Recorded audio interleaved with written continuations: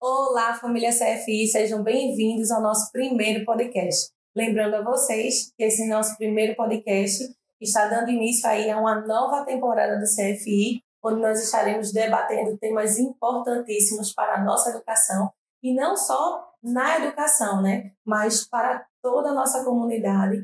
Lembrando que são temas que vão ser pertinentes para toda a sociedade, tá certo? Lembrando também a vocês que vocês podem participar, certo, do nosso podcast, mandando aí sugestões de temas, tá certo? Nosso primeiro podcast tem um tema importantíssimo, né, que é bullying e cyberbullying. Estamos aí com a presença do Dr. Eduardo para participar conosco. Flavinha vai aí trazer mais informações a respeito desse tema importantíssimo. Bom, como minha colega já falou, né, ela já deu spoiler, hoje a gente vai estar aqui tratando com o Dr. Eduardo, né, o nosso advogado, está sempre presente aqui em nossa instituição, nos ajudando, nos orientando, sabendo como melhor resolver as problemáticas, os conflitos que de vez em quando acontecem aqui conosco, né? E nada melhor do que trazer ele para poder conversar sobre uma temática de extrema relevância no cenário da educação, não é verdade? E também do mundo. A gente tem visto que cada vez mais, por mais que a gente fale sobre isso, a gente está vendo que a coisa não melhora, né, doutor Eduardo? É verdade. E é sobre isso que a gente hoje vai conversar, tá certo? Vamos. Mas antes de mais nada, a primeira pergunta que não quer calar. O que é que define o bullying e o cyberbullying? O bullying e o cyberbullying, ele se caracteriza pela violência sistemática. A legislação usa, inclusive, o termo sistemática e imotivada de uma pessoa ou um grupo de pessoas contra um indivíduo. Então, a característica principal do bullying e do cyberbullying, que se diferencia de outros tipos de violência, é o fato dela ser sistemática e ela ser imotivada. Essa é a principal diferença. Quando você fala imotivada, você refere-se ao que exatamente? Ao fato de que, quando você trata, por exemplo, do tema racismo, homofobia, intolerância religiosa, fica muito claro qual é o objetivo da violência, do agressor em relação à vítima. Certo. No caso do cyberbullying e do bullying, a violência ela é pelo simples fato da outra pessoa existir e eu manter algum tipo de contato com ela. Não existe algo específico. Não seria a minha cor de pele, minha religião, o fato de eu ser gay. É simples fato de eu estar ali. Ele é muito mais uma questão emocional, de sobreposição de poder, do que alguma característica específica do outro indivíduo. Ele é muito mais emocional. É quem tem um emocional mais forte sobre quem tem um emocional mais fraco. Essa imposição de poder. Entendi. E aí, doutor Eduardo, um ponto importante também da gente poder trazer é que muito se fala de bullying, cyberbullying no ambiente escolar. Sim. Né? E eu queria entender com o senhor se, de fato, essa temática ela é muito voltada para o ambiente da educação ou isso pode estar presente em outros cenários, em outros ambientes? É muito interessante falar sobre isso, porque a gente sempre que fala de bullying, cyberbullying, a gente liga à escola. Né?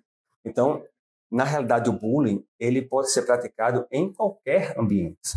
Né? É óbvio que as crianças, os adolescentes, eles passam 5 horas da vida dele na escola, vivendo em comunidade. Você cria vínculo maior com pessoas, você socializa mais dentro da escola naquelas 5 horas, do que muitas vezes nas outras 19 horas que você passa fora da escola. Então, a chance de você sofrer o bullying dentro da escola acaba sendo maior. Mas ela pode acontecer dentro do seu ambiente, do seu condomínio, por exemplo, do clube que você frequenta. É importante dizer que o bullying não afeta só os alunos dentro da escola. O bullying pode acontecer em qualquer empresa, dentro do ambiente profissional, entre os profissionais.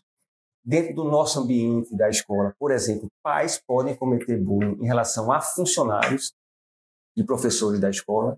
Então, o tema é muito mais amplo do que apenas essa relação dos alunos e das crianças e adolescentes dentro da escola, principalmente. Ele ocorre em qualquer lugar. O cyberbullying não é praticado dentro da escola. Ele é praticado, muitas vezes, entre 2 pessoas que se conhecem e frequentam esse ambiente escolar, mas é praticado muitas vezes, ou na maioria das vezes, em casa, que é onde você vai ter acesso à plataforma para poder você fazer a prática do cyberbullying. Aí, só para concluir aqui, Marcela, A gente, esse ano, né, a gente até conversou em outros momentos, porque fomos surpreendidos aí com algumas notícias trazendo, assim, a questão de penalidades, né, de questões também de valores que estavam começando, famílias sendo indenizadas, crianças sendo levadas a essa reflexão numa esfera maior, quando a gente fala de bullying. E aí a gente pergunta, né? Eu fiquei cá com os meus botões perguntando, porque não é de hoje que a gente fala sobre bullying, a gente tem, inclusive, no mês de abril, a gente sempre faz, esse ano a gente fez também a campanha, porque tem um dia, né? O dia 7 de abril é o Dia Nacional de Combate ao Bullying, mas a escola, pelo menos a gente aqui, do Colégio CFI, a gente sempre preza anualmente para a gente estar tratando sobre essa temática. Muitas vezes alguns alunos chegam para mim e falam, eu já não aguento mais falar sobre isso com quem muda o tema aí, traz outra coisa. Eu digo, engraçado. E eu às vezes me sinto assim, sabe, doutor Eduardo?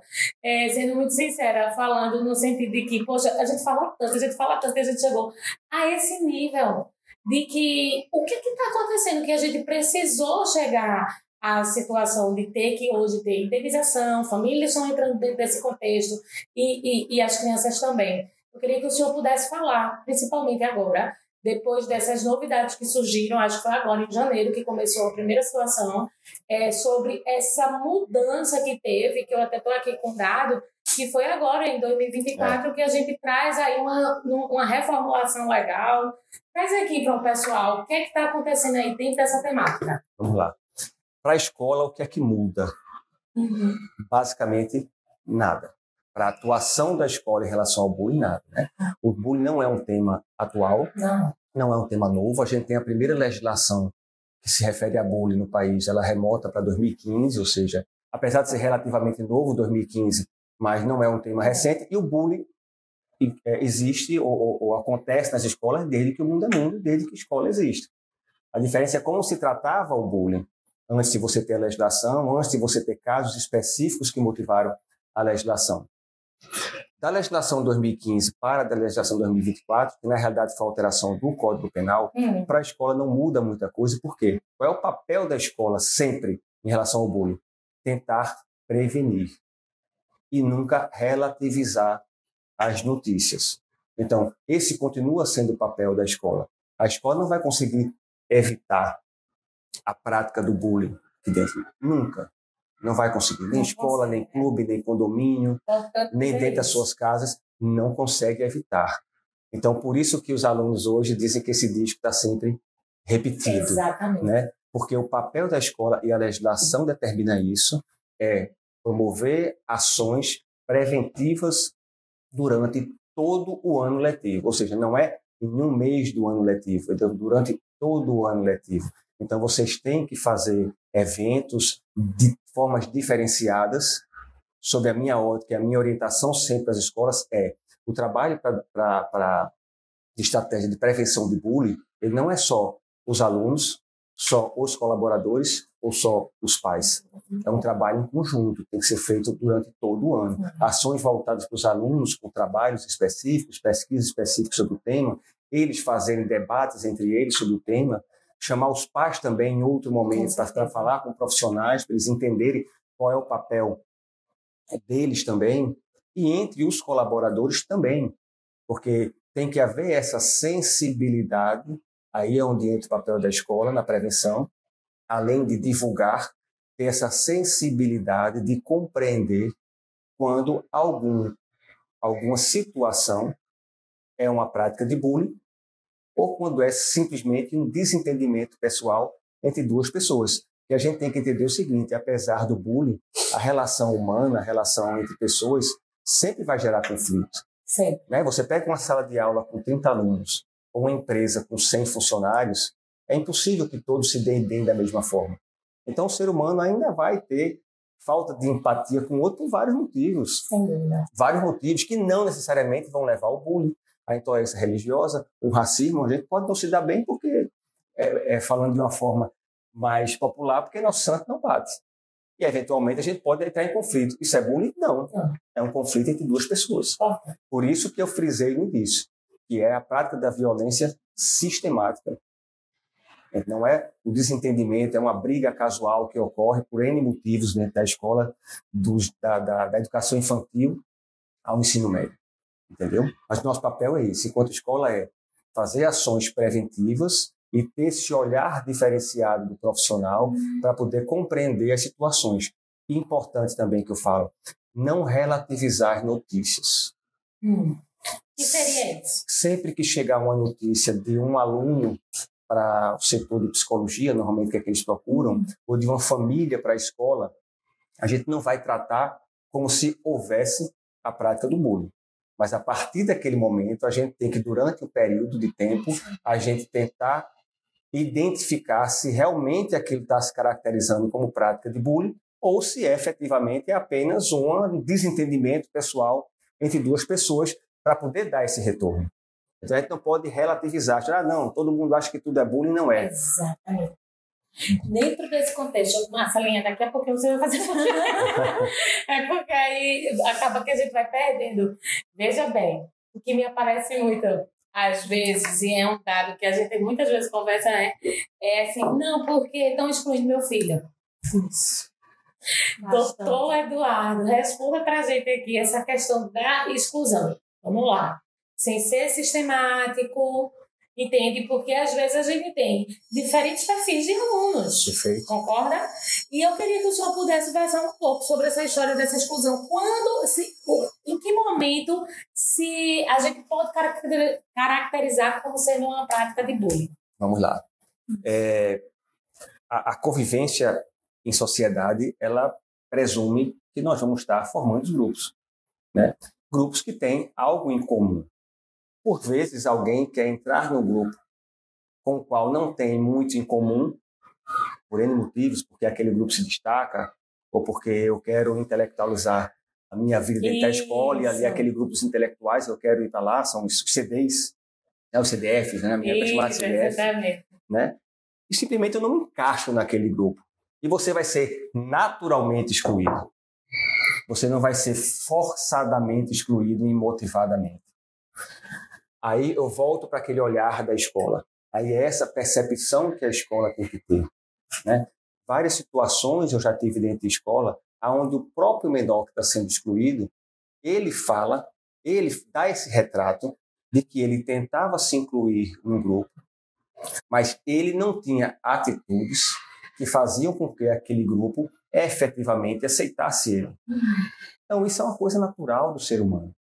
Isso vai acontecer sempre. E aí não é só ambiente escolar, é em todo lugar. Ambiente, em todo lugar você vai acontecer isso. Agora, existem situações onde alguém está efetivamente dentro de um grupo e, por qualquer razão, e aí pode ser onde entra o bullying coletivo, onde 2 ou 3 pessoas resolvem pegar aquela pessoa e começar a tratar ela de uma forma diferente, criar brincadeiras constrangedoras. A violência não é só violência física, né? Em algumas situações, por exemplo, eu não sou psicólogo, minha área é jurídica, mas com 23 anos dentro de escola, literalmente dentro de escola, quando eu falo de direito educacional, não é só a parte de legislação, de concessão, não. Eu vivo dentro de escola. Meu ambiente é esse aqui. Para mim, o pior mês do ano é janeiro, quando eu venho fazer reunião e não tem menino. Porque eu não consigo identificar o que é que está acontecendo no dia a dia. Mas quando você pega a educação infantil fundamental, por exemplo, o bullying ele é muito caracterizado pela violência. É aquela criança que, imediatamente, ela vai lá e derruba, ela pega o lanche, ela empurra. Porque são pequenos, né? Porque são pequenos. A violência a partir do Fundamental 2, ensino médio, ela é muito mais emocional, né? É você se sobrepor e com o poder emocional que você tem sobre alguém mais frágil. E quando você identifica isso naquela pessoa, você acaba... o agressor ele vai criar essa relação de poder na cabeça dele e ele começa, muitas vezes, até sem perceber. Às vezes, o agressor do bullying ele não consegue nem ter a sensação que ele está cometendo o bullying com alguém. Às vezes eu percebo isso também. E aí é onde entra o papel da escola. Por quê? Existem alguns crimes, como o bullying, como o assédio sexual também, onde o papel da vítima ele é muito difícil. Imagina como é constrangedor você poder passar para outras pessoas que você está sendo emocionalmente fragilizado por outras pessoas são do seu convívio, que tem o mesmo intelecto, que tem o mesmo físico, que estão ali dentro do seu mesmo patamar, só que emocionalmente você não está sentindo bem com aquilo. Então, por vezes, por isso que ela é sistemática. Porque por vezes você passa 1 mês, 2 meses, 6 meses, 1 ano sofrendo aquilo ali calado. Porque você não quer sair do grupo, porque você não quer se sentir excluído, porque você tem vergonha de relatar. Exatamente. Entendeu? E a violência sexual é a mesma coisa. Você se abrir para alguém para dizer que está sofrendo qualquer tipo de violência é muito difícil. E aí é onde eu falei que a escola não pode relativizar. Ela tem o dever de ir atrás e para descobrir, para tentar compreender se realmente aquilo está ocorrendo, para dar esse suporte à vítima e também dar o suporte ao agressor, porque como a gente tem um papel educacional e a gente está tratando aqui normalmente com menores, inclusive de 16 anos, eles ainda estão no processo de crescimento educacional, né? Até a própria família, a gente não sabe que ambiente essa criança vive para ter essa postura aqui dentro, né? Então, esse é o nosso papel, a gente está sempre de olho. E só pegando um gancho, trazendo sempre assim, essa reflexão, né, como o senhor bem colocou. A gente não pode querer, porque às vezes eu sinto, sabe, há uma tendência nossa quanto educadores, pais, enfim, de querer resumir as coisas de forma muito prática e rápida. E não é bem assim, às vezes uma questão de exclusão não é um bullying exatamente, são outras questões que a gente precisa conversar, que a gente precisa dialogar, compreender sobre esses perfis, né? O que é que leva, às vezes, eu não estar sendo chamado para participar de algumas situações, se é só aqui na escola, se não é. Então, eu sempre convido a gente a poder abrir, ampliar, porque há uma tendência nossa, e eu não somos nós, tá? Porque eu também sou mãe, de a gente querer encontrar o problema no outro. E muitas vezes o probleminha pode estar precisando de ajustes, de conversas, de um olhar no olho, de incentivos com nós mesmos, sabe? Com quem está pertinho da gente, com os nossos próprios filhos. Então é nesse contexto também que eu levo a gente para poder estar refletindo sobre. Perfeito. Né? A gente precisa ter esse cuidado em relação ao comportamento, né? A gente não deixa de observar também questões de comportamento, né? A gente vê, às vezes, que tem muito assim, do aluno, vamos puxar um pouquinho para o lado de colégio mesmo, né? A gente vê muito que tem alunos que chegam no colégio, né? Digamos, vamos puxar para os novatos, né? Isso. Que vem de outro colégio, que no outro colégio tinha uma quantidade de amigos X, né? E aí, por serem novatos aqui, vai existir inicialmente uma dificuldade de fazer amigos, né? E aí, essa dificuldade, o pai e a mãe já ficam com aquela... não, porque estão excluindo, né? Não, mas estão excluindo o meu filho, e a gente fica naquela preocupação. Tá, mas até que ponto é só exclusão? Até que ponto isso pode ser algo gerado por questão de bullying, por exemplo, né?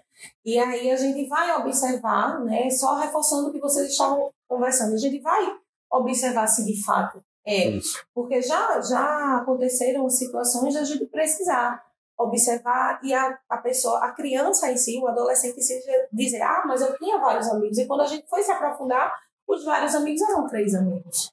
Né? Então, até que ponto é uma exclusão e até que ponto é um comportamento meu de preferir ficar mais ali no meu cantinho, porque eu prefiro ficar ali na minha zona de conforto de 3 amigos, de ficar mais no meu cantinho do que eu me expor, porque na outra escola, e aí vem o histórico também, porque na outra escola eu já sofri bullying e eu não quero passar pela mesma situação nessa escola nova, né? Porque sair da zona de conforto também pode gerar esse medo do bullying. É por isso que é muito importante para as famílias elas pesquisarem muito bem aonde vão matricular os seus filhos. Muitas vezes nós somos movidos por outras razões que não necessariamente a qualidade da escola ou a cultura da escola, né? Ou por uma questão de trabalho, eu trabalho perto, eu trabalho longe, eu moro perto, eu moro longe. Então, a gente acaba sendo movido por outros critérios. E a escola da realidade, você falou, ela é uma micro-sociedade. Né? Se você imaginar uma escola com 600 alunos, com mais 200 professores, são 800 pessoas. Se você jogar a família em cima, você vai para 2.400, 3.000 pessoas. Ou seja, é uma cidade, às vezes, do interior, 3.000 pessoas. E cada cidade, cada sociedade tem a sua cultura. Né? Eu que trabalho com dezenas de escolas, cada lugar que você chega tem um perfil Por isso que muitas vezes eu digo para vocês, né, Eduardo, qual é a melhor forma de resolver? Vocês têm que identificar dentro da escola de vocês, porque às vezes o que serve para vocês aqui não serve para uma escola que está a 500 metros daqui ou a 1 quilômetro daqui. Porque cada escola tem a sua cultura, tem o seu perfil. E às vezes o perfil da família ou do aluno não se enquadra dentro daquela sociedade. E aí é um problema da sociedade? Não necessariamente. E aí você tem o livre-arbítrio de escolher sair e ir para um lugar que melhor se adapta. E não você querer mudar toda a cultura daquele ambiente que você chegou. Isso serve para bullying, isso serve para uma série de outras situações que ocorrem dentro da escola em relação às famílias. A forma de atuar, ou as regras da escola, quer sejam comportamentais, quer sejam de avaliação, quer seja a parte pedagógica, a família às vezes não se adapta. A escola não tem como se adaptar e customizar para cada família as suas regras. Então, tem que haver essa adaptação e essa sinergia. Se não dá, é melhor você retirar, porque você acaba submetendo muitas vezes por uma vaidade, enfim, o seu filho, por uma facilidade, o seu filho a um sofrimento que é desnecessário. Você falou, às vezes se resume a 3 alunos que não gostam. Eles não se dão simplesmente isso, não é bullying. Eu volto a frisar, na hora que chega pela família essa notícia, nós temos a obrigação de observar. Porque pode ser que a família tenha razão e ele esteja sofrendo bullying. Mas muitas vezes, simplesmente essa não adaptação à realidade daquele ambiente, à cultura que é formada dentro daquela escola, que já vem frágil de outro lugar. E muitas vezes você pega famílias que vêm de 2, 3 lugares distintos, e aonde em 2, 3 ou 4 lugares distintos, às vezes no intervalo de 2 anos ou 1 ano, eu já tive crianças que passaram por 2, 3 escolas dentro do mesmo ano. E há essa cobrança da família de que ele sofre bullying em todo lugar. Exatamente. Pois é, será que ele sofreu bullying em 4 escolas seguidas? E é sempre a culpa do outro? É sempre o outro que está errado? Entendeu? Eduardo, falando em perfis de família, a gente vai pensar também, hoje em dia, a maioria das famílias estão deixando as crianças e os adolescentes mais expostos a telas. Com isso, redes sociais, WhatsApp, jogos online. Com isso, cyberbullying fica cada vez mais em evidência. Considerando essa situação, o que é que a gente, enquanto escola, pode orientar e o que é que a gente, enquanto escola, pode fazer para evitar essa incidência cada vez maior no contexto de cyberbullying? Porque a gente vê que cada vez cyberbullying vem aumentando.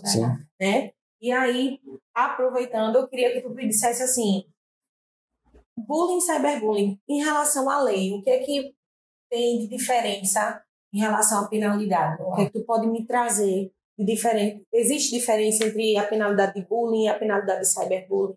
Ou a lei, ela diz que é a mesma coisa em relação à penalidade? Porque essa lei nova, ela trouxe alguns detalhes diferentes do que era antes. Aí tu pode trazer para a gente essa diferenciação? Vamos lá. Em relação, começando pelo final, em relação à diferenciação do bullying para o cyberbullying, é que ele é físico, o bullying é a violência física que eu digo da presença física dos dois, não necessariamente física de agressão física, ela pode ser simplesmente uma agressão emocional, verbal. E o cyberbullying ele é dentro daquele ambiente tecnológico das redes sociais. Online. Uma pergunta, jogos online também entra? Veja, em muitos jogos online, você não está simplesmente jogando. Você há um convívio social, porque há aquela conversa. Então, pode ocorrer dentro do ambiente do jogo também. Não só na sua rede social, no seu Instagram, no seu... Entendeu? Então, pode acontecer. Que joga, cuidado também, viu? O bullying pode ser praticado lá dentro. O bullying ele tem uma penalidade um pouco mais branda do que o cyberbullying. Por quê? Porque o bullying ele dá uma menor condição de você praticar sem que o outro lhe permita esse acesso, ou sem que o outro esteja tão fragilizado que não consiga se defender. Porque como ela é pessoal, por mais que haja uma fragilidade, eu tenho a chance de me defender, ou saindo, ou revidando a agressão, enfim. No ambiente virtual, não. A potencialidade dos efeitos do cyberbullying são muito maiores. Tanto que para a prática do bullying, você não precisa ser um grupo, pode ser uma pessoa. E a pessoa pode praticar o bullying contra outra isoladamente, sem que outras pessoas do grupo tenham conhecimento. Porque aquele sofrimento pessoal que ele está tendo daquela agressão é o mesmo que se for transferido para um grupo de 3, 4, 5 pessoas com que ele convive. No cyberbullying, ela se caracteriza muito por por você propagar aquilo que você está fazendo de violência contra a pessoa, violência emocional, principalmente contra a pessoa, de uma forma muito grande, né? Se eu tenho um Instagram e eu tenho 1.000 seguidores, e dentro dos meus 1.000 seguidores estão vocês duas, e cada uma de vocês tem mais 1.000, então, quando eu faço uma agressão contra uma pessoa e lanço naquela rede social, eu não estou lançando para os meus 1.000 seguidores. Só em relação a vocês já são 3.000. Então, a propagação é muito maior. Então, a pena para o cyberbullying, para o bullying hoje é uma pena de multa. E a pena para o cyberbullying é a pena de reclusão, de 6 meses a 2 anos. Porque a legislação e o legislador entende que a potencialidade do crime é maior no ambiente virtual do que no ambiente físico. Eu te pergunto. A gente está ali dentro daquele grupo, os nossos alunos geralmente fazem os seus grupinhos de sala. E os nossos pais também. Mas, e aí, numa brincadeira ou outra, pega a tua foto, nessa tua foto ali, tira uma onda, fulano, isso, aí todo mundo, pá. E aí? Pode ser visto como cyberbullying? Como é que isso pode ser administrado? Dentro da escola, essa administração ela é muito complexa, não sob o meu entendimento, mas a visão da sociedade em relação ao papel da escola é que ela é muito complexo. Né?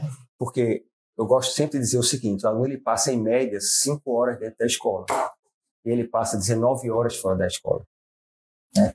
O aluno, ele é aluno da escola durante 5 horas, mas ele é filho durante 24 horas. O tempo inteiro. O tempo inteiro. Então, só com isso a gente começa a entender qual o papel da escola e qual o papel da família, né? A Constituição diz, a educação é dever da família. Né? A escola tem um papel educador, sem dúvida, mas uma mestra em educação, a quem eu respeito muito, ela diz que a escola ela transmite conhecimento. Ela educa, mas o papel da escola é transmitir conhecimento. Educar é dever da família. Então, quando a gente sai do ambiente físico da escola, onde está muito claro que o bullying está acontecendo lá dentro, mas você tem 2 alunos que fora da escola são filhos, e aquilo ocorre dentro do ambiente virtual, muitas das vezes não tem o que a escola fazer. Não é o que a escola vai, o que a escola não vai fazer. Não tem o que a escola fazer. Eu vou dar um exemplo. Um aluno da escola, no seu final de semana, ou num dia de semana qualquer, ele posta na sua rede social algo depreciativo que vem se arrastando durante o período de tempo, ou seja, há uma característica de bullying contra um outro aluno da escola. Mas aquilo que ele está externando na rede social não tem nenhuma relação com a escola, eles não estão com a farda da escola. Então, naquele momento, aqueles 2 alunos da escola, eles são filhos. Então, de quem é o papel de tomar alguma atitude? Da família. Sem dúvida.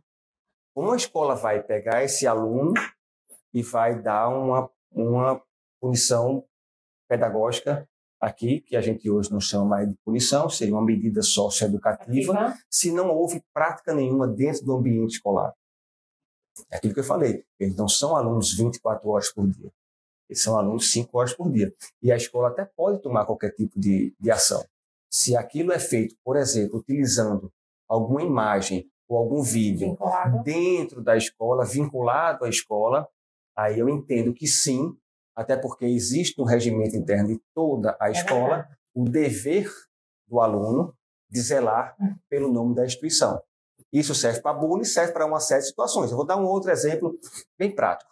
Um grupo de 5 alunos que no final de semana vai ao shopping, toca um terror na praça da alimentação, coloca o vídeo na internet. Os pais chegam aqui e dizem: o que é que a escola vai fazer? Absolutamente nada. Porque o dever de educar os seus filhos é de vocês, dos pais. Mas esses mesmos alunos saem daqui com a farda da escola e eles vão para o mesmo shopping e naquele intervalo tocam um terror dentro do shopping e postam o vídeo lá com a farda da escola. Aí sim a escola vai ter que atuar e adotar medidas socioeducativas. Até porque o quebra aí, né? Exatamente. Então, essa é a diferenciação do cyberbullying, do bullying. E mesmo o bullying. Às vezes, o bullying ele acontece fora do ambiente escolar. São 2 alunos, mas dentro do seu condomínio, do seu clube, eles estão lá. Aquilo está gerando aquele conflito lá.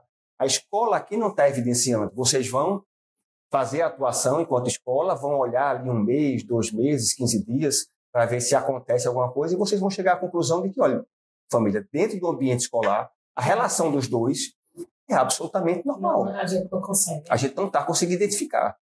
Não, mas acontece no clube. Veja, se acontece no clube, eu não tenho como intervir. Só posso intervir se acontece aqui dentro do ambiente escolar. Boa. Bem respondido. Ficou claro que, nesse contexto aí, a escola não tem essa gestão, né? O que está fora da escola já não compete mais a gente. Mas eu acho oportuno, doutor Eduardo, a gente trazer um pouco, porque isso é algo que a gente conversa nos nossos atendimentos com as famílias e também com os alunos, dos usos desses mesmos grupos, em que os alunos pegam, às vezes, uma imagem e faz dela uma figurinha, e a partir dali começa a tirar onda, né, com a imagem daquele colega, e aquilo começa a ser viralizado entre o próprio grupo, e esse aluno, em um determinado momento, começa a se sentir incomodado, não está gostando, e o que é que isso pode gerar para a família? Gera alguma coisa, gera para essa criança algo, mesmo que não vai ter gestão da gente, mas eu queria trazer isso como reflexão para as famílias, né, porque é uma brincadeira que pode gerar grandes desconfortos e até mesmo penalidades. Eu queria que o senhor pudesse trazer um pouco aqui de se isso de fato faz sentido, não faz sentido. Faz sentido. A gente tem que diferenciar qual é o papel da família e qual é o papel da escola. Então, a gente está tratando de uma situação hipotética onde foi identificado realmente a prática do bullying dentro da escola. Então, ocorrendo essa situação, a escola ela vai tomar medidas socioeducativas que estão sob a tutela dela.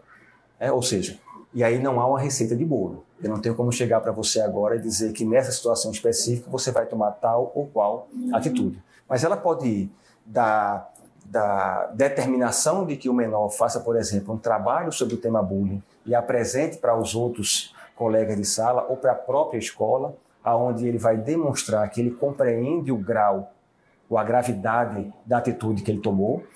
Pode passar por um afastamento temporário da escola, antiga suspensão, ou mesmo o afastamento definitivo da escola. Mas agora eu fiquei sem entender.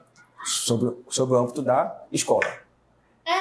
Fiquei sem entender. Mas se, por um acaso, não é no grupo a parte que a gente não tem gestão? Então, a gente está tratando de um caso onde aconteceu dentro da escola ou, pelo menos, se utilizando de algo na escola. Vamos supor, se a figurinha ele está com uma foto... Não. Um caso fora. Um caso fora. Então, 100% fora, perfeito. Então, 100% fora da escola, o papel é da família. Tanto do agressor quanto do agredido.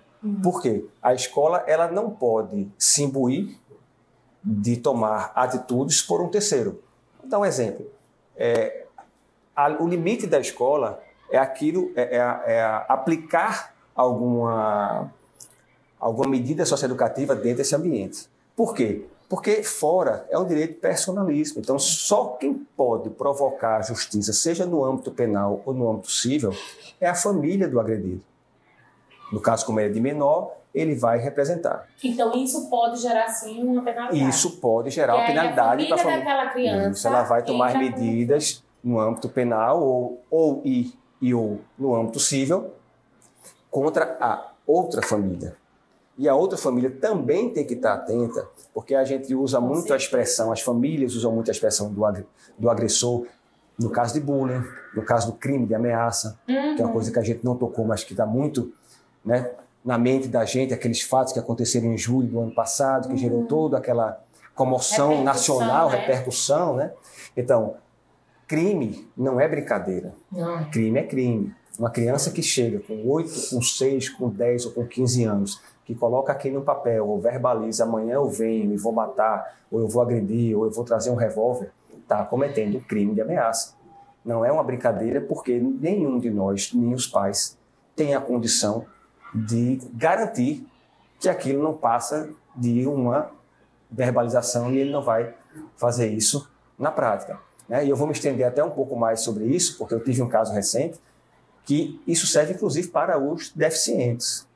Em relação à prática do crime, não muda nada ser um aluno típico ou um aluno deficiente, certo? O que muda na legislação é a penalidade. A gente passando para um adulto, por exemplo, um deficiente que comete um homicídio, ele vai ser internado numa clínica adequada para esse tratamento. Uma pessoa típica, ela vai para um regime penal. Mas o crime é o mesmo, homicídio, entendeu? Então, o fato de eu não ter consciência de que eu estou cometendo aquele crime não me tira a responsabilidade por ter cometido. Então, era só queria fazer essas aspas porque tirar esse mito. Então, quando se comete um crime, quem pode fazer essa queixa é a família ou o agredido, se for de maior. Porque se a escola for lá, se você vai lá e diz, olha, aconteceu um crime de ameaça, um crime contra tal pessoa, ele vai dizer, certo, cadê a tal pessoa? Eu preciso escolher o relato dela. É a primeira coisa para ser feita na delegacia. Então, veja. E esses menores são ouvidos e tudo? Os menores são ouvidos na delegacia. Há um departamento específico lá, salvo engano, chama psicossocial, que eles têm uma ouvida, tem uma expressão que eles dizem, ouvida especializada, Entendi. Que é feita por profissionais, psicólogos. Exatamente, tem um ambiente específico onde faz essa ouvida deles. E os pais, eles são responsabilizados. O pai do agressor, eles são responsabilizados. No caso do cyberbullying, inclusive com reclusão, e no caso do bullying, com a penalidade de multa. Então, as famílias têm que estar muito atentas em relação aos seus filhos na prática do bullying, porque não é uma brincadeira que passou do limite. Exatamente. Né? Não é uma brincadeira que passou do limite. Tanto que a tradução literal do bullying para o português é assédio moral. Então, não é brincadeira. Bem colocado. Entendeu? O doutor Eduardo, falando em famílias, né, em atenção, vamos pensar em um estudo de caso, certo? Digamos em um estudo de caso. Maria, mãe de Ana, né, que está sendo vítima de bullying, né, e Luizinho, né, tá ali sendo aquele agressor que todo dia chega e comete ali bullying com Ana. E aí Maria, extremamente incomodada com essa postura que Luizinho vem adotando com Ana, chega e vai no WhatsApp de Luizinho e fala diretamente com Luizinho.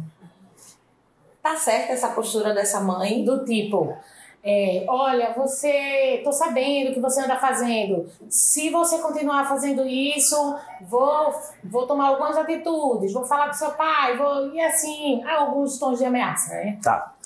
Veja só.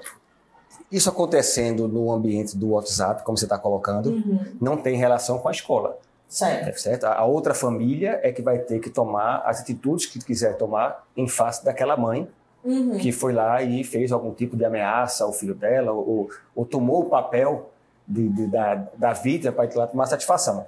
Mas dentro do ambiente escolar, e ao longo desses anos já vivenciei algumas situações onde, por conta de uma briga eventual do filho de um com o filho do outro, a mãe ou o pai vem no dia seguinte e vai tomar satisfação direta, eu tenho tolerância zero com esse tipo de medida. Quando você vivencia uma situação dessa dentro da escola, onde há uma agressão entre dois alunos, qualquer tipo de agressão, qualquer tipo de problema que acontece entre eles, é inadmissível que um adulto venha tomar satisfação com o filho de outro. Por quê? É para isso que você confia o seu filho à escola. Né? E aí vem a resposta do pai. Mas como é que eu confiei meu filho à escola e aconteceu isso? Vai acontecer sempre aconteceu. Durante a vida escolar, aqui com 400, com 600 alunos, você vai ter brigas e desentendimentos todos os dias, em todos os níveis de educação. Isso faz parte da socialização e do crescimento deles. O que não é admissível, eu como adulto, aqui, eu chegar aqui, uma criança de 8, 10, de 12 anos e tomar satisfação. Né? Então, a família ela tem que ter esse entendimento e que ela tem que procurar a direção da escola, a coordenação da escola, no caso, levar o tema para que a escola tome as medidas junto a essa outra criança, essa outra família. Mas aí a mãe vem e me pede o telefone, ou quer que a escola marque uma reunião com as duas famílias. A escola não é ente mediador. Então, a escola, primeiro, não pode fornecer dados de outras famílias. Né? Existe uma lei específica que impede o fornecimento de dados e nem tem como fazer essa mediação entre famílias. Nós vamos atender isoladamente cada família, agressor e agredido, dando a mesma ênfase de atenção para ambos. Né? É importante falar sobre esse assunto, porque quando a gente fala de agressor e agredido dentro do ambiente escolar, nós estamos falando sempre em crianças ou adolescentes sem formação. Exatamente. Então, nós temos que ter atenção tanto para o agredido quanto para o agressor. Às vezes, o contexto familiar dele pode caminhar ele para esse tipo de atitude. E nós temos que entender esse contexto. Até porque, desse contexto, muitas vezes, nós podemos transformar o agressor em vítima da própria família. Exatamente. A gente não pode perder de vista que é papel da escola, obrigação, não é uma liberalidade da escola, sempre que há qualquer indício de vulnerabilidade da criança ou do adolescente dentro do ambiente familiar, levar ao conhecimento do Conselho Tutelar. Por vezes até direto para a GPCA e para o Ministério Público. Então, agressor e agredido dentro da escola, eles têm a mesma relevância. E nós temos que cuidar de ambos. Cada um dentro do seu contexto e com a sua forma. Por isso que quando perguntam, mas que medida você vai tomar com relação ao agressor? Depende do contexto. Pode ir, como eu falei anteriormente, na resposta à pergunta anterior, pode partir para um trabalho, pode partir para uma suspensão, ou pode partir para o afastamento definitivo dele. Depende do contexto, depende da gravidade, depende do entendimento, tudo tem que ser avaliado. Mas tem que avaliar todo esse contexto, inclusive do agressor, para saber como é que ele chegou ali. Né? Saindo um pouco desse tema do cyberbullying, do bullying, mas esse olhar dos profissionais para os alunos hoje, e já de um tempo eu digo isso, ele é cada dia mais relevante. Eu vou dar um exemplo que aconteceu em uma escola há poucos anos atrás. Um aluno do 8º ou 9º ano, que ele simplesmente chegava, sentava na banca dele e dormia. Ele não incomodava de um professor, não incomodava aluno, não batia ninguém. Mas ele chegava às 7h30 da manhã e dormia até 10, 11 horas da manhã.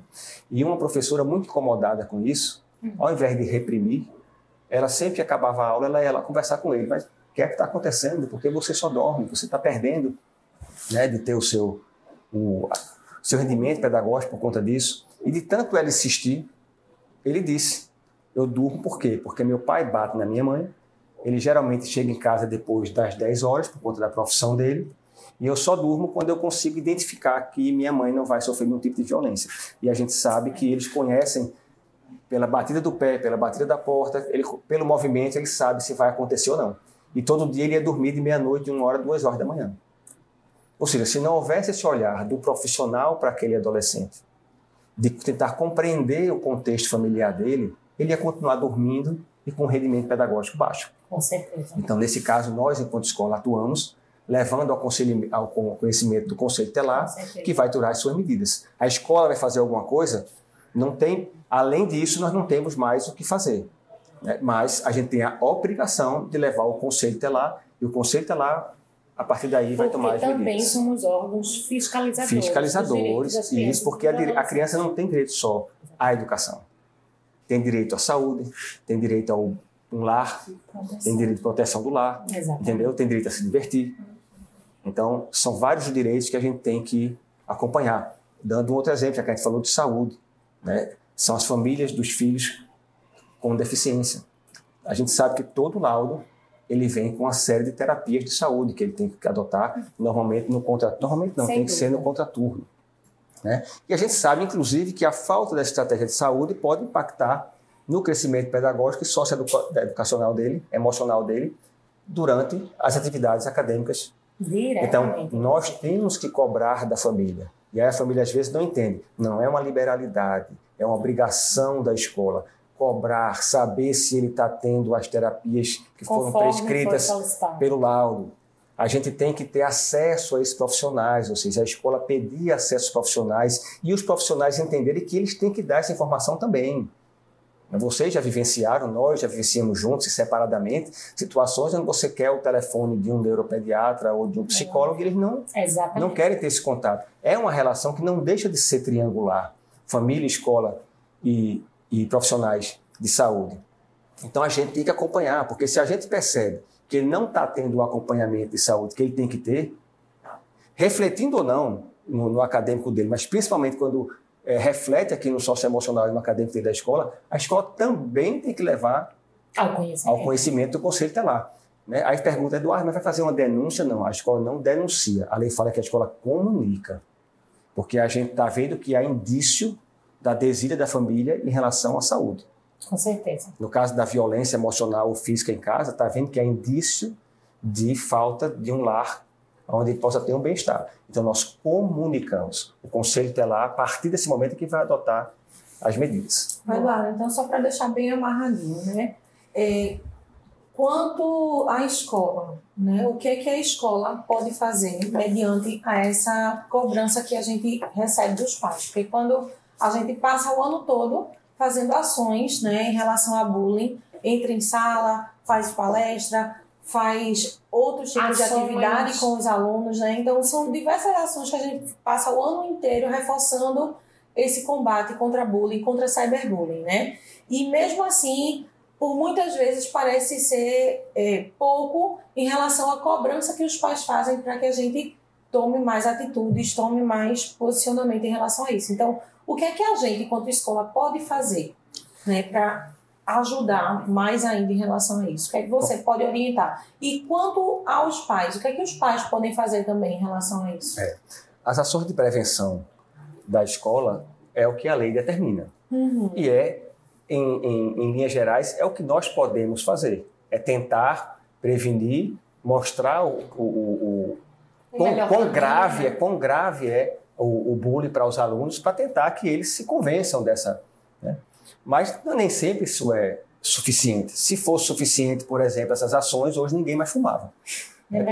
Todas as propagandas, mesmo de cigarro, hoje são negativas para o próprio fumo. Então, assim, você não vai ter como evitar, como eu disse já no início do nosso bate-papo aqui, a gente não vai ter como evitar. A gente tem como tomar ações preventivas. E ações preventivas são o quê? Educacionais. Sim. Porque nós somos escola. Quando ocorre, ou quando a família ou o próprio aluno traz um indício, um indicativo de que ele pode estar sofrendo aquilo ali, o que é que a escola tem que fazer? Como eu disse também no início, não relativizar. A gente tem que ir atrás e acompanhar. Passou um período de tempo de análise, a escola percebeu que não tem nenhum movimento que indique a prática de bullying, levar esse retorno para a família, sem deixar de continuar observando, lógico, levar esse retorno para a família. Eduardo, mas a família não se convenceu. Aí cabe à família, se ela continua entendendo o que é essa prática, ela tomar aquelas medidas que eu falei fora do ambiente escolar. Sim. Ela pode, contra a família desse outro menor, que ela entende que está fazendo bullying, ou se for coletivo, daqueles outros menores que ela entende que está fazendo bullying, e levar o filho dela para uma delegacia e prestar uma queixa contra essa família. A escola ela tem um limite. Ela tem um limite. Se ela não está observando, e aí para isso nós temos que estar sempre realmente atentos, fazer o acompanhamento, fazer os relatórios semanais de como vocês viram essas duas crianças e em um dado momento chamar a família e está aqui, observamos durante 30 dias e não houve nenhum movimento aqui que indique a prática de bullying contra o seu filho. Se ela ainda assim está insatisfeita, é um direito. Eu digo sempre que quando a gente acha que tem um direito que foi maculado, eu tenho o dever de ir atrás. Eu tenho o dever de ir atrás. Então, se ela entende que efetivamente o filho dela sofre bullying, ela pode pegar aquela família que ela entende e vai lá. O que não pode ser feito pela família é, às vezes, tentar terceirizar para a escola a solução dos problemas. Porque, como eu disse, nós temos uma limitação. E a nossa limitação é, dentro do ambiente escolar, com medidas socioeducativas. A escola não vai prestar queixa, a escola não vai entrar com ação civil contra nenhuma família em função da prática desses atos. Entendeu? Entendi. Bom, a gente chegou numa parte muito interessante, que são as perguntas que nossos seguidores, né, papais, mamães, alunos, né, nossa comunidade... Essas fazem mais medo do que a de vocês. Essas fazem... essa coisa é simples. Né? E aí, no caso, eu vou fazer uma pergunta, né? Já assim, já que faz mais medo, a gente já vai começar com ela, né? O convidado já sofreu bullying ou cyberbullying? Não. Bullying não, e cyberbullying é impossível porque eu não tenho rede social. Então, se alguém fala de mim ou faz alguma coisa contra mim na rede social, eu não sei.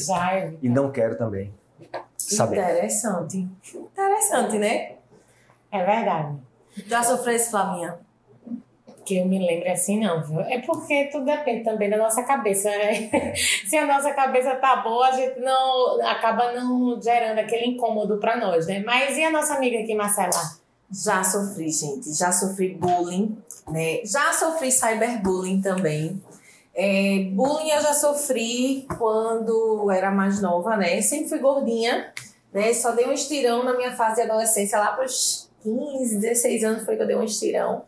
Mas sofri bullying por ser gordinha e, detalhe, né? Filha de funcionária de escola. Então, minha mãe professora, então eu era aquela que entendia que eu tinha que ficar quietinha. Então, fazer alguma coisa, pior, né? Era algo assim, que não, eu era quietinha, eu tinha que engolir mesmo tudo. Que eu ouvisse coisa. Mesmo que eu ouvisse, na maioria das vezes eu ficava quietinha, né? E aí, enfim. Agora o convidado pergunta. Conseguiu superar esse bullying? Porque assim, o grande problema do bullying é a repercussão que você tem, não naquele momento, né? Mas aquilo que você vai carregar para o resto da sua vida. Você pode passar essa fase emocional, mas às vezes são coisas que vão interferir na sua vida profissional, na sua vida amorosa, na sua relação com as pessoas. Consegui. O suporte da minha família também foi muito importante, né? Porque em casa tem um pai que é psicólogo também, então ajudou bastante, porque sempre em casa a gente tem um diálogo muito aberto, então facilitou, né? Apesar de muitos comentários também virem da família, porque impossível não vir, mas a forma que eles... Impossível não vir. Era pra não vir, mas impossível mas, porque... tá nos próprios... rede, né? É comum, próxima, infelizmente. É comum, infelizmente, né? E cada um que se trata, né? Que cuida dos seus traumas. É mais ou menos assim, eu falo e tu vai atrás de tudo. Porque como é muito difícil para quem sofre o bullying, ele externar naquele momento que a fala é reproduzida, para quem fez, muitas vezes ele trata de como uma brincadeira, entendeu? Isso. Entendeu? Você chega lá e diz assim, você tá mais fortinha.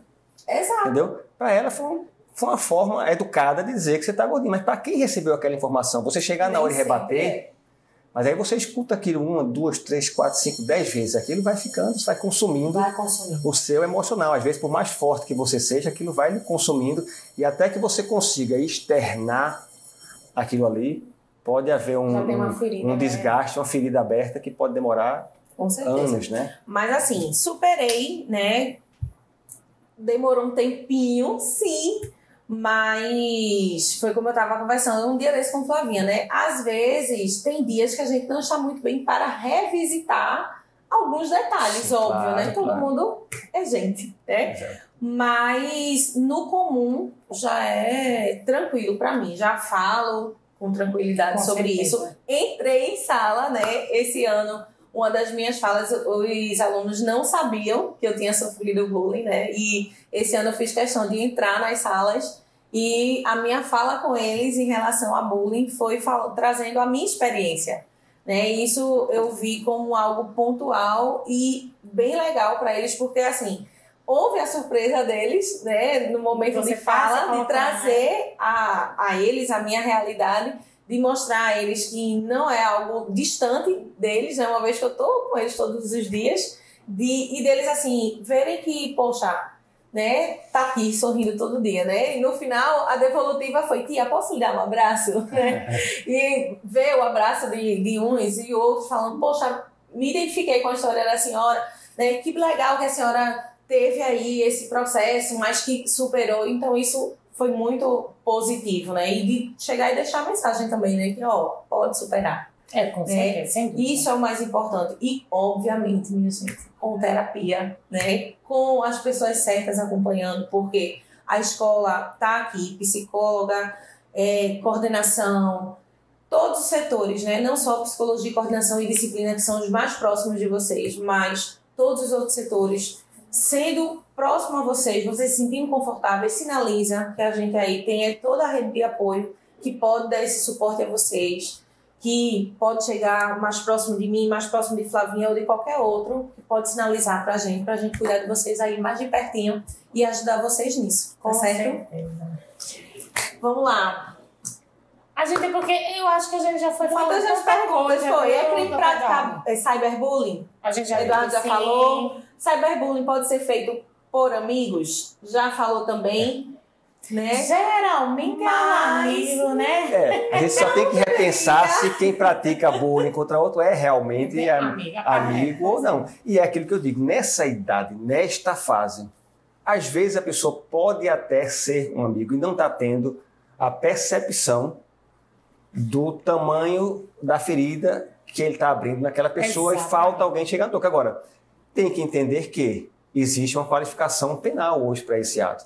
Então, se você não consegue compreender, mas o outro ele está sendo atingido de uma forma que aquele crime reste configurado, independente da intenção ou não, ele vai responder pelo crime que cometeu. Eu estou só abrindo aqui uma brecha, como a gente está num ambiente escolar, a questão de você também trabalhar o agressor e o agredido, para você entender todo esse contexto, aquilo que a gente já conversou anteriormente. Agora, sem perder o foco que nós estamos falando de um crime.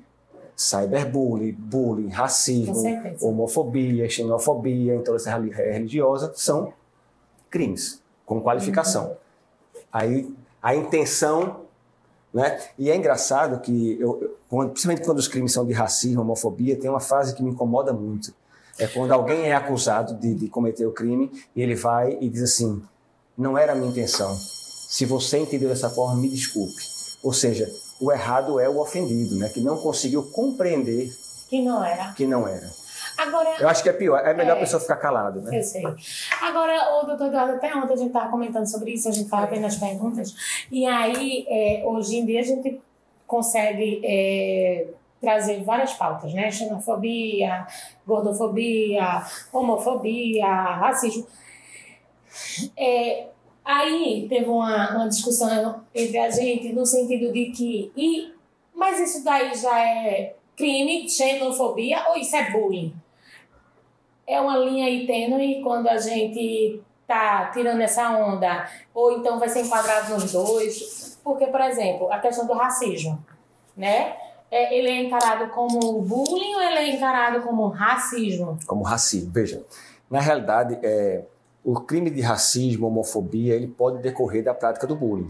Por quê? Eu posso passar tanto tempo recebendo aquelas ofensas, até que um dia eu consiga externar isso, que já virou um bullying, aonde você tinha uma motivação. Aí você deixa de ser bullying no enquadramento e passa a racismo, porque como o bullying ele é imotivado, na hora que aquele seu bullying foi praticado durante um período de tempo, mas ele tinha uma motivação, que era sua cor da pele, ou sua religião, entendeu? Ou sua opção sexual, gênero, que seja, você passa a responder por aquele outro crime.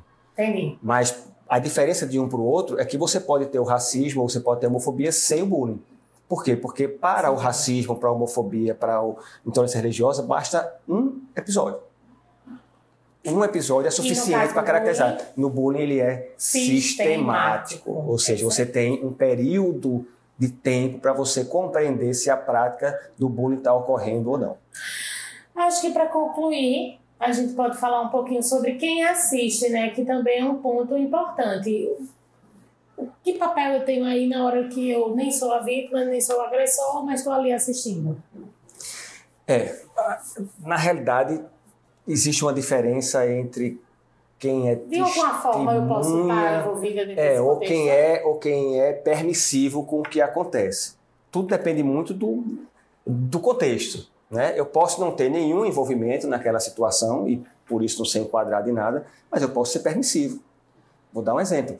Dentro do bullying que ocorre entre menores, entre alunos, ocorrendo dentro ou não do ambiente escolar, pode haver a permissividade dos pais, que sabem, ou que eles têm aquela prática dentro de casa. É aquilo que a gente falou, muitas vezes o agressor pode ser um reflexo do que ele tem dentro de casa. Então o que é que ele vê dentro de casa? É o pai que está sempre com aquela brincadeira chata com alguém? É a mãe que está sempre colocando um apelido de alguém? É o pai ou a mãe que já é racista, que já fala? Então ele vai o quê? Repetir aquilo ali, reproduzir aquilo no ambiente escolar.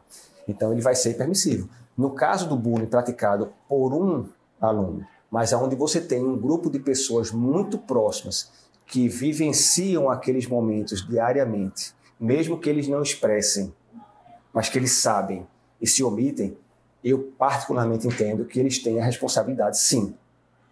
Porque muitas vezes, ou na maioria das vezes, eles têm a compreensão de que aquilo não está correto. Não é legal.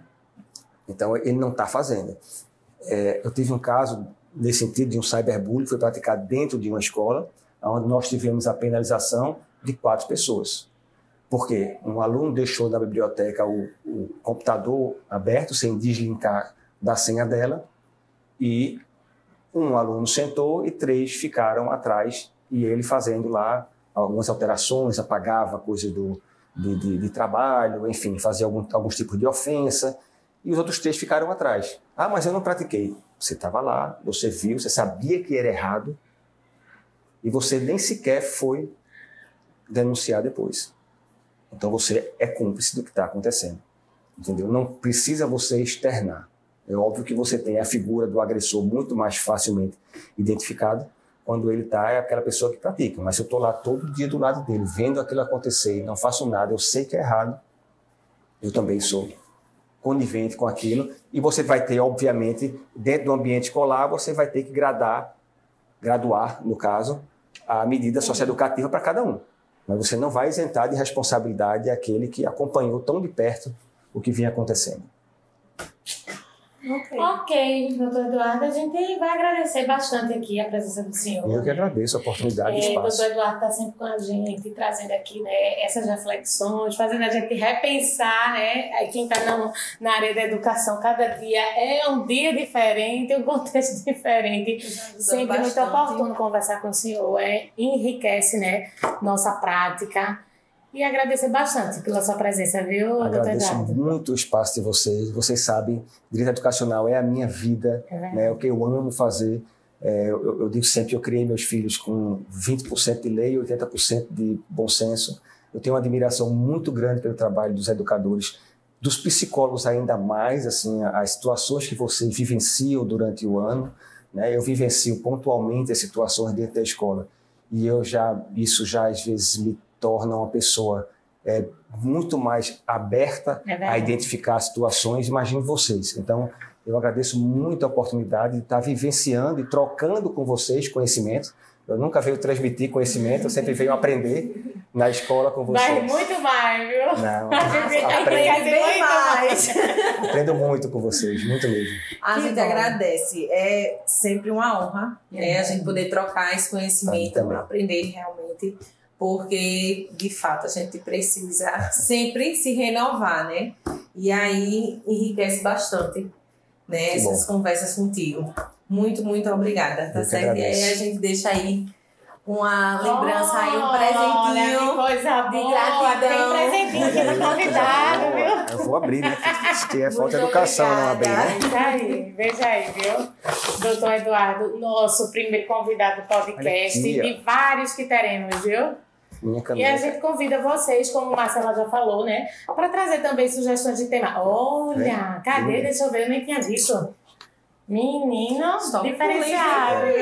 Olha aqui, a nossa campanha é Stop Bullying. Está em toda a escola. A nossa escola. A gente sinalizou através de adesivos para que a gente possa cada vez mais ficar ligado em tudo isso que a gente conversou. Muito bom. É verdade? É verdade. E aí a gente convida vocês já para o nosso próximo podcast, que em breve a gente já vai estar aí soltando o nosso próximo tema. E agradecemos a presença de vocês aí, a participação de vocês com as nossas perguntas. Até a próxima. Tchau. Tchau, tchau. Tchau, tchau.